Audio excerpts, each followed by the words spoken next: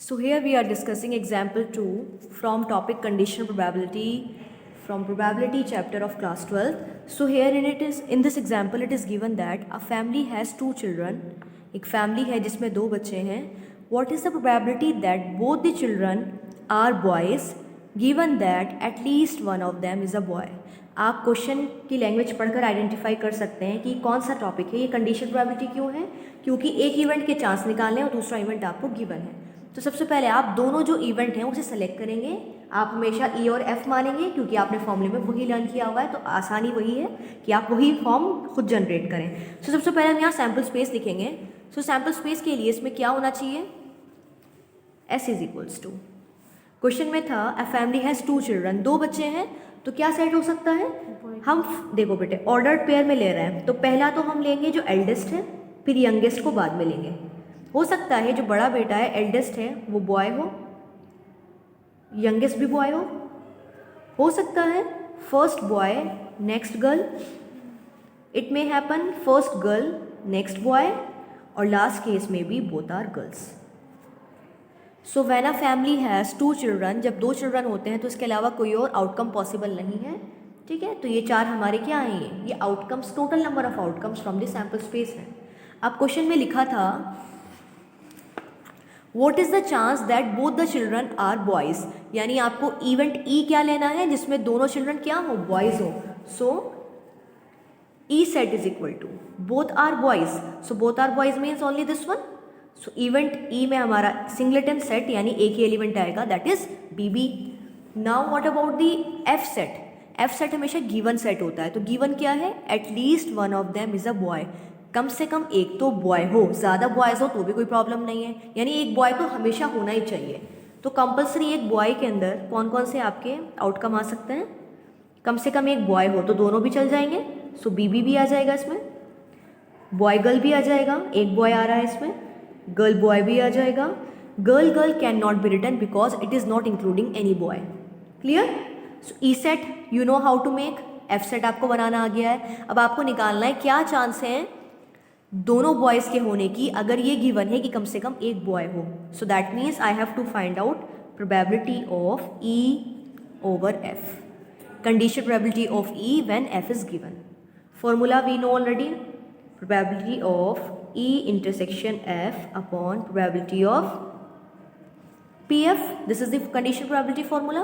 अब आपको क्या चाहिए? इंटरसेक्शन भी चाहिए दोनों सेट का, तो हम लोग यहाँ निकाल लेते हैं.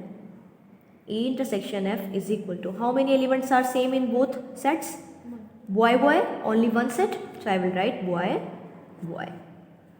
अब देखो बेटे यहाँ प्रोबेबिलिटी चाहिए, तो प्रोबेबिलिटी का फॉर्मूला होता है favourable upon total. E intersection F में फेवरेबल एक ही आउटकम है, अपॉन टोटल तो सैम्पल स्पेस में 4 है, so 1/4 into probability of F set. F set means favourable upon total 3/4, 4 ऊपर आ जाएगा. So I am getting 1/3 is the chance of getting both boys when it is given that at least one of them is a boy. So आप लोग इसे अच्छे से समझ गए होंगे. This is important example from first exercise of probability. So in this आप लोग ई एंड एफ डिक्लेयर करने के बाद ये फॉर्मूला याद रखेंगे, कॉमन ले लीजिएगा इंटरसेक्शन से, फिर वैल्यू पुट कर दीजिएगा, you will get the correct answer. Now come to next example, that is example 3. 10 cards numbered 1 to 10, आपके पास 10 कार्ड्स है जिस पर नंबरिंग हुई हुई है 1 से लेकर 10 तक. Are placed in a box mix up thoroughly and then 1 card is drawn randomly, यानी रैंडमली हमने एक कार्ड निकाला है. हम ये जानते हैं कि कार्ड्स के ऊपर 1 से 10 लिखा हुआ है, तो सैम्पल स्पेस कैसा बनेगा? 1 से लेकर 10 तक के नंबर्स का बनेगा. इफ़ इट इज़ नोन, अगर ये मालूम है का मतलब ये एफ सेट का जिक्र हो रहा है, that the number on the drawn card is more than 3, यानी एफ सेट जो बनेगा वो ऐसे नंबर्स का बनेगा जो 3 से ज़्यादा है. What is the chance that it is an even number? आपको चांस निकालना है कि वो कैसा कार्ड हो? Even number. तो ये व्हाट इज़ द चांस का मतलब ये ई सेट निकालना है, और गिवन का मतलब वो एफ सेट है. तो सबसे पहले हम सैम्पल स्पेस लिखते हैं. So here S is equals to, sample space कहाँ से कहाँ तक जाएगा? 1 2 3 4 5 6 7 8 9 10. ई सेट आपको निकालना है. What is the chance that given card is an even number? So even number के लिए we should have 2 4 6 8 10. And what about F set? Given क्या था हमें? गिवन ये था क्वेश्चन में कि कार्ड पर मोर देन 3 लिखा होना चाहिए। मोर देन 3 का मतलब आई शुड हैव 4 या 5 हो सकता है, 6 7 8 9 10। व्हाट एल्स आई नीड, हमें इंटरसेक्शन भी चाहिए होता है, तो हम लोग निकाल लेते हैं पहले। E intersection F is equal to 4 6 8 10।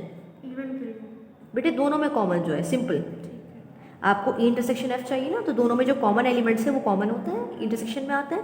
तो 2 तो आ नहीं रहा है यहाँ, 4 is common, 6 is common, 8 and 10। So 4 6 8 10। Now we know by conditional probability, we know the formula probability of E by F is equals to E intersection F upon PF and that is equal to E intersection F में देखिए कितने sample space में, तो total 10 है और intersection में कितने favourable है 4, सो I am getting 4 upon 10 into probability of F set. F set has elements 1 2 3 4 5 6 7 and total is 10, 7 upon 10. So my answer is 4 by 7. So 4 by 7 are the number of chance of getting even number when it is given that more than 3 number should be there. So ये हमारा condition के साथ question था, इसीलिए हमने इसे condition probability से solve किया है। Now come to example 4, that is also important example. So in example 4, in a school there are 1000 students.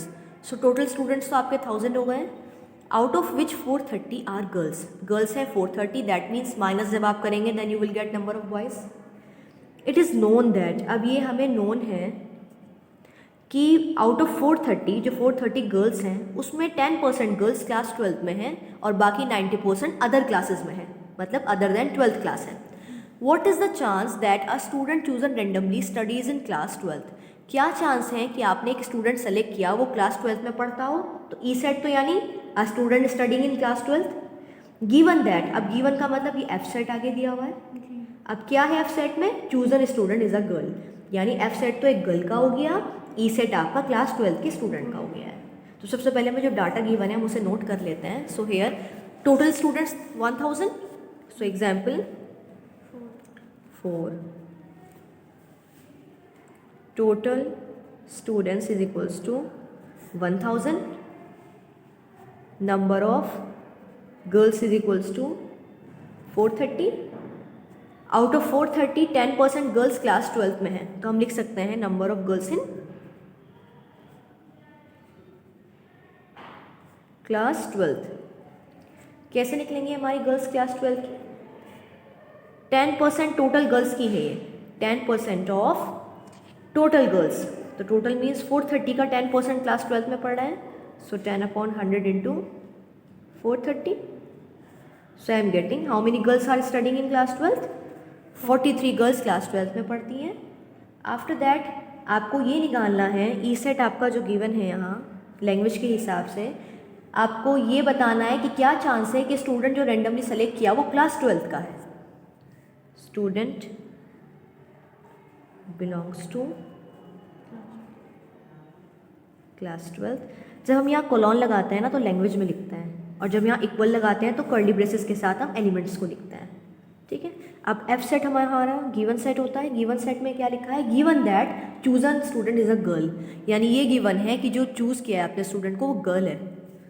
So F set is girl student. So आपको चाहिए बेटे पी ई बाई एफ, और आपको P E by F का formula याद है, probability of E intersection F upon P F. अब हमें ये सारी चीज़ें चाहिए with the help of this data, तो कैसे निकालें, तो सबसे पहले आपको probability of E intersection F निकालना है।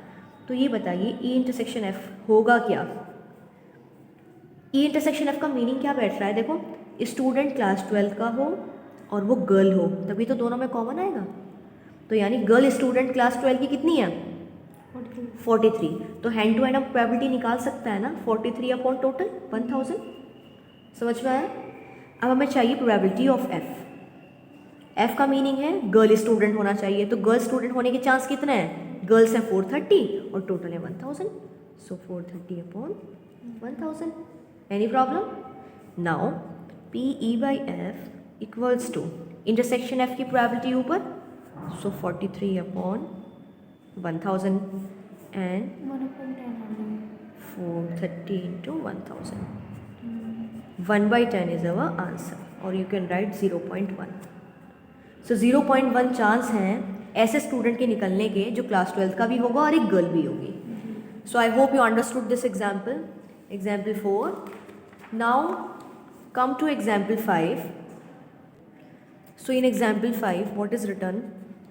A dice thrown 3 times. एक डाइस को आपने 3 टाइम थ्रो किया है, तो आप जानते हैं 3 टाइम में कितने आउटकम आते हैं.